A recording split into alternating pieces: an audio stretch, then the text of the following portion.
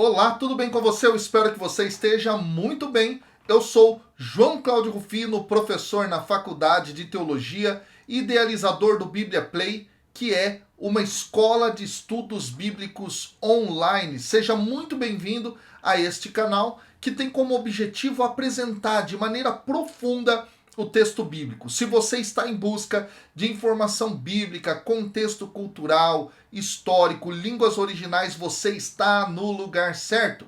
E o texto que nós vamos estudar no dia de hoje é tirado de Mateus capítulo 20, versículos de 1 a 16. Trata-se da parábola que encerra com aquela frase muito famosa de Jesus: os últimos serão os primeiros e os primeiros serão os últimos. O que essa expressão efetivamente quer dizer? Muita gente tem dúvida, então fica comigo até o final desse vídeo que você vai saber. É um texto maravilhoso, mas antes eu quero te pedir que você possa curtir, compartilhar, comentar aqui embaixo, porque isso é muito importante e nos ajuda a levar a palavra de Deus para todo mundo. Além disso, não se esqueça de checar a sua inscrição aqui no nosso canal. E se você não é inscrito, se inscreva e ative o sininho para receber as notificações. Vamos à leitura do nosso texto. O reino dos céus é como a história do patrão que saiu de madrugada para contratar trabalhadores para a sua vinha. Combinou com os trabalhadores uma moeda de prata por dia e os mandou para a vinha. Às 9 horas da manhã, o patrão saiu de novo. Viu outros que estavam na praça desocupados e lhes disse: ide também vós para a minha vinha, e eu vos pagarei o que for justo. E eles foram. O patrão saiu de novo ao meio-dia e às 3 horas da tarde fez a mesma coisa. Saindo outra vez pelas 5 horas da tarde, encontrou outros que estavam na praça e lhes disse: por que estáis aí o dia inteiro desocupados? Eles responderam: porque ninguém nos contratou. O patrão lhes disse: ide vós também para a minha vinha. Quando chegou a tarde, o patrão disse ao administrador: chama os trabalhadores e paga-lhes uma diária a todos, começando pelos últimos até os primeiros. Vieram os que tinham sido contratados às 5 da tarde, e cada um recebeu uma moeda de prata. Em seguida, vieram os que foram contratados primeiro e pensavam que iam receber mais. Porém, cada um deles também recebeu uma moeda de prata. Ao receberem o pagamento, começaram a resmungar contra o patrão. Estes últimos trabalharam 1 hora só, e tu os igualaste a nós, que suportamos o cansaço e o calor o dia inteiro. Então o patrão disse a eles: amigo, eu não fui injusto contigo. Não combinamos uma moeda de prata? Toma o que é teu e volta para casa. Eu quero dar a este que foi contratado por último o mesmo que dei a ti. Por acaso não tenho o direito de fazer o que espero com aquilo que me pertence? Ou estás com inveja porque estou sendo bom? Assim, os últimos serão os primeiros e os primeiros serão os últimos. Bom, pessoal, olha só, o contexto dessa parábola é justamente o seguinte: o jovem rico, lá em Mateus capítulo 19, versículo 16 a 22, se recusou a desistir das suas posses e seguir a Cristo. E o Senhor, então, ele adverte os seus discípulos sobre os perigos das riquezas, lá em Mateus 19, 23 a 30. Lembra disso? Você que me acompanha aqui no canal assistiu aos episódios anteriores e já está conseguindo acompanhar a linha de raciocínio e a narrativa aqui comigo. Aliás, eu vou deixar aqui os cards com os links desses vídeos, beleza? Para você poder acompanhar. Bom, então na sequência de Mateus, Pedro, ele se vangloria de que ele e os seus companheiros haviam deixado tudo para segui-lo, e ele então ousadamente perguntou: portanto, o que nos resta? Lá no capítulo 19, versículo 27. Lembra desse texto então que eu também trabalhei aqui com vocês? Então a sua pergunta aqui revelou o quê? Um motivo errado. Ele estava servindo a Cristo pelo que podia obter e não por lealdade e amor. Então Jesus fala dos ricos, se eles entrarão no céu ou não. Eu também fiz um vídeo sobre isso aqui dentro do canal. E agora, nós estamos diante da continuidade. Ou seja, essa parábola que nós acabamos de ouvir. E aí é preciso dizer que muitas das parábolas de Jesus vão descrever o reino dos céus. Ele usa experiências comuns às pessoas da sua época para ajudá-las a compreender a vinda e o crescimento do reino. Então isso é constante dentro dos evangelhos e é constante no caso aqui de Mateus, ok? Bom, o texto então começa trazendo a analogia sobre o reino de Deus no versículo 1 e diz que o reino dos céus é como a história do patrão que saiu de madrugada para contratar trabalhadores para a sua vinha. Vamos lá. Em português, pessoal, a parte dos tradutores não traduz a conjunção lógica e explanatória gar em grego, que significa, entre outras coisas, porque ou pois. A parábola começa com porquê, o que confirma que esta parábola explicará a enigmática afirmação do primeiro ser o último, que encerrou a passagem anterior no capítulo 19, versículo 30. Outro dado que é possível destacar aqui também é justamente a utilização do termo trabalhadores, que em grego aqui é ergatas. Isso indica que essas pessoas narradas na parábola são trabalhadores diaristas, não escravos. Ora, como resultado de impostos pesados, dívidas elevadas e os recursos escassos naquela época, os camponeses, nos dias de Jesus, eles eram forçados a se colocarem à venda diariamente, pessoal. Apenas poucos afortunados é que tinham meios de trabalho mais permanentes. A luta pela sobrevivência era muito grande naquele tempo. Outro dado interessante é sobre a vinha. E é interessante ressaltar que ela é um dos símbolos de Israel. E talvez aqui isso seja evocado mais uma vez. Aí o texto continua trazendo o acordo que foi feito para um trecho, um tempo de trabalho, ou melhor, das 6 às 18 horas. E aí nós temos então, que este dono da vinha, ele saiu combinando com os trabalhadores 1 moeda de prata por dia e os mandou então para a vinha. O dono da casa e os trabalhadores combinaram, pessoal, o salário da jornada de trabalho de 1 denário, que era geralmente o pagamento por 1 dia de trabalho.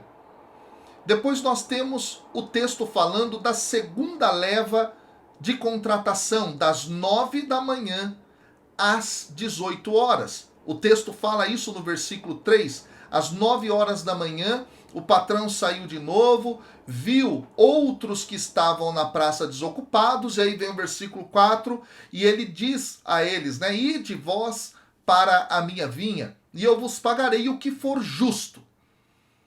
Como o texto afirma, cerca de 3 horas depois, o dono então saiu e ele viu aquelas pessoas paradas no mercado, adiciona ao primeiro grupo dos trabalhadores na vinha, dizendo que os recompensaria de forma adequada. O valor específico aqui não aparece, ele não é definido. E aí o texto continua para falar da terceira leva de contratações, agora do meio-dia às 18 horas, isso a partir do versículo 5.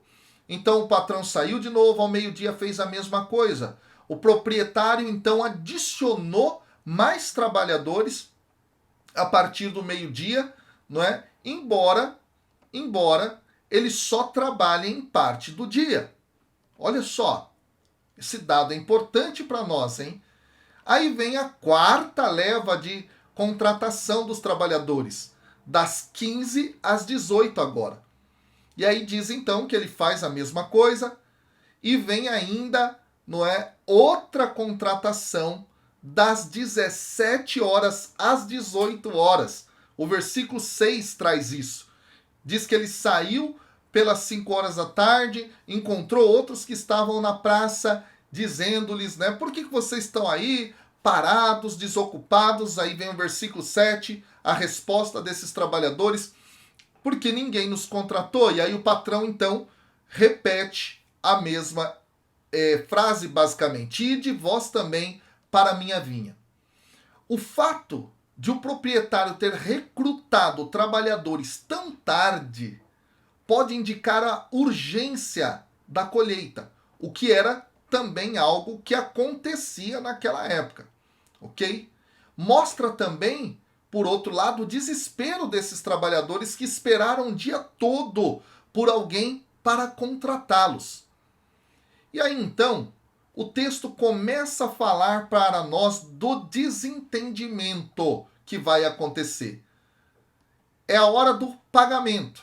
É o versículo 8, que diz que quando chegou a tarde, o patrão disse ao administrador para chamar os trabalhadores e para fazer o pagamento de uma diária a todos, começando dos últimos até os primeiros. Bom, de acordo com a lei, os trabalhadores naquela época deveriam ser pagos no final do dia. Isso está lá em Levítico, capítulo 19, versículo 13, e também em Deuteronômio, capítulo 24, versículo 15. Aqui o autor ressalta que os trabalhadores vieram receber, começando pelos últimos até os primeiros. E esta formulação associa os trabalhadores da parábola com as declarações de Jesus em Mateus capítulo 19, versículo 30 e no capítulo 20, versículo 16. Vem então o versículo 9 que a gente está estudando aqui. Vieram os que tinham sido contratados, às 5, e cada um recebeu uma moeda de prata. E em seguida vieram os que foram contratados primeiro e pensavam que eles iam receber mais, diz o texto. Porém, cada um deles também recebe uma moeda de prata. Vem o protesto deles aqui. No versículo 11, então, ao receberem o pagamento, eles começam a resmungar contra o patrão. No versículo 12, eles vão dizer: estes últimos trabalharam 1 hora só e tu os igualaste a nós? E eles dizem: nós que suportamos o cansaço e o calor do dia inteiro?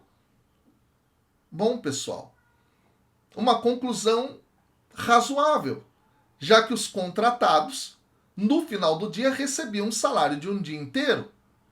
O público de Jesus provavelmente concordou que o proprietário estava sendo injusto. Aqueles que trabalharam mais deveriam receber mais. Só que aí vem a resposta do patrão no versículo 13. O patrão disse a um deles, presta muita atenção nisso, ele chama este um de amigo.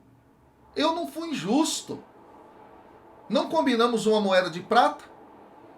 Então aqui, os trabalhadores omitiram, esse dado é interessante, qualquer título honorífico em suas palavras ao chefe de família que é apresentado no capítulo 20, versículo 12. Ou seja, eles não o tratam com respeito aqui.